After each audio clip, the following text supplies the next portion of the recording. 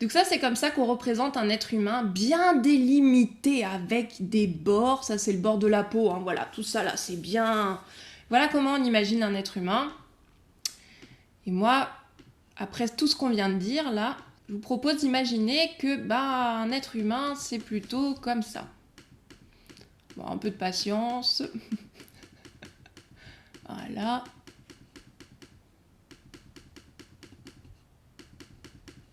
Ça, c'est un être humain. Voilà, ça, c'est moi en ce moment même. Bon, je suis assise, là, je suis debout, mais c'est pas grave.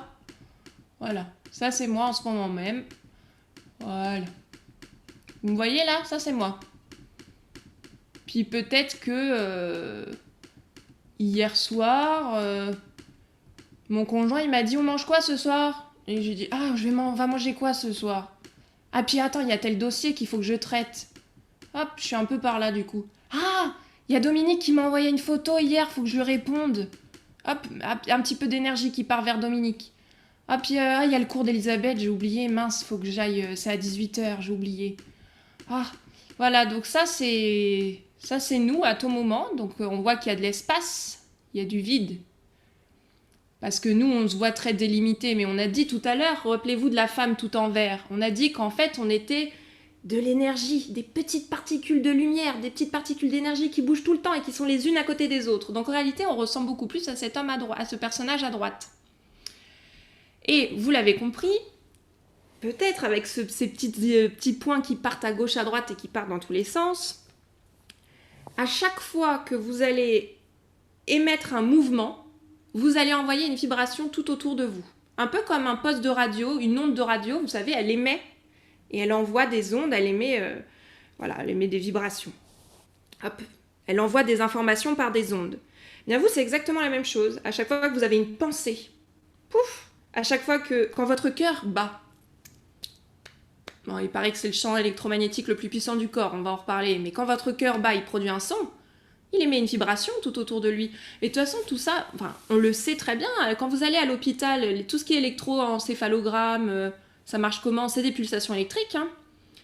Quand on mesure l'activité cérébrale l'activité cérébrale, très bon exemple. Quand on prend vous avez peut-être déjà fait ça à l'hôpital, les ECG, là où je sais plus comment ça s'appelle, où on prend le encéphalogramme, électroencéphalogramme, on va aller regarder quelles sont les fréquences cérébrales. Bah oui, en fait, à tout moment, votre cerveau, il est à des fréquences différentes. C'est ce qu'on appelle les différents états modifiés de conscience. Bon, alors ça, on en parlerait dans une autre conférence, ça fait trop. Mais en tout cas, à tout moment, vous émettez donc des vibrations. Quand votre cœur il bat, vos intestins ils bougent, ils font du bruit, ils émettent des vibrations, ils font du son. Je claque des doigts, je fais du son, je bouge, je fais du son, j'envoie des vibrations. Quand j'ai une émotion, j'envoie une vibration. Quand j'ai une pensée, À chaque moment, vous envoyez des milliers d'informations dans l'univers, tout autour de vous. Et je suis sûre que vous l'avez déjà remarqué, quand quelqu'un rentre dans une pièce et qu'elle est très joyeuse, très naturellement, il y a un truc qui se passe dans l'atmosphère. D'un seul coup, on est plus enclin à être joyeux nous aussi. D'ailleurs, c'est pour ça que je viens souriante. Si je venais comme ça, là, je vous donnerais pas de la joie, hein. Donc le fait qu'on a une influence sur l'environnement qui est autour de nous, et nous-mêmes, nous sommes influencés par les vibrations qu'il y a autour de nous. On l'a vu tout à l'heure avec le son, comment ça faisait bouger la matière.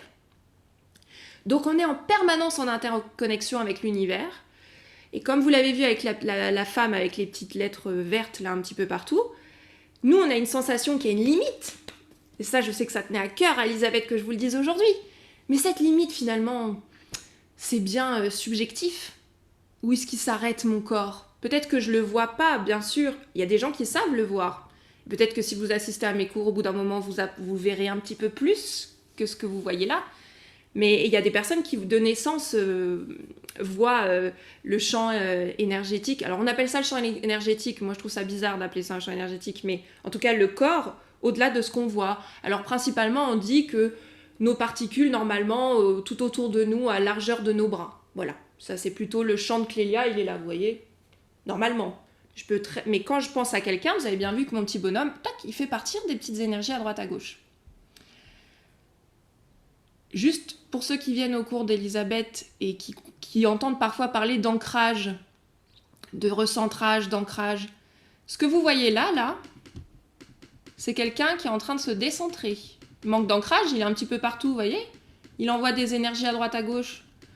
Comment voulez-vous que tout fonctionne bien si son énergie, elle n'est pas dans son corps en train de faire tout ce qu'elle doit faire, c'est-à-dire faire fonctionner sa digestion, la croissance, l'auto-guérison, la cicatrisation, tout ce qu'il y a à faire dans le corps humain. Vous imaginez le nombre de réactions chimiques et tout ce qui se passe dans notre corps.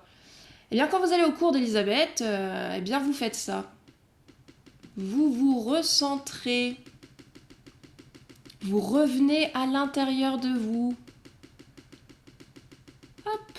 Quand le mental, il arrête de partir un peu partout, là. Hop. Je suis du nouveau pleinement centré. D'ailleurs, ce que vous faites, c'est plus que ça. Tout ce que vous avez vu, là, qui était à l'extérieur, il est revenu à l'intérieur. Et plus il y en a à l'intérieur, plus vous êtes en capacité, vous avez un grand potentiel. Mieux vous digérez, mieux vous grandissez, mieux vous comprenez. Plus vous êtes vif, dynamique, heureux, en harmonie.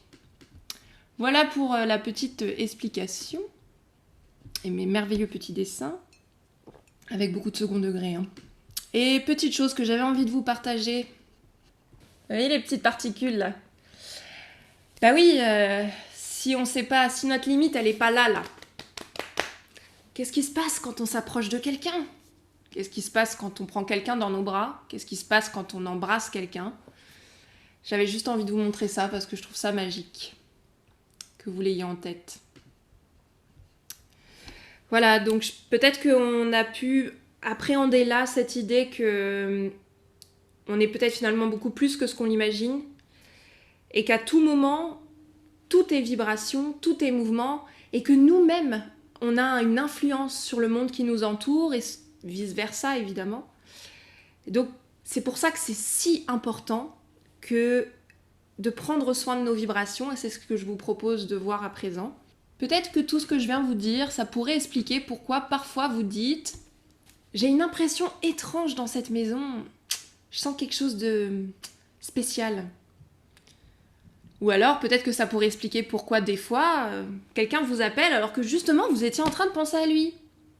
C'est parce que, encore une fois, selon moi, il n'y a pas la distance. C'est comme, vous savez, ça c'est incroyable. On est capable d'accepter que le téléphone, parce qu'on se rend compte que vous parlez à quelqu'un qui est à l'autre bout de la Terre, hein, il n'y a pas de fil, il n'y a rien, hein, et ça va à l'autre bout de la planète.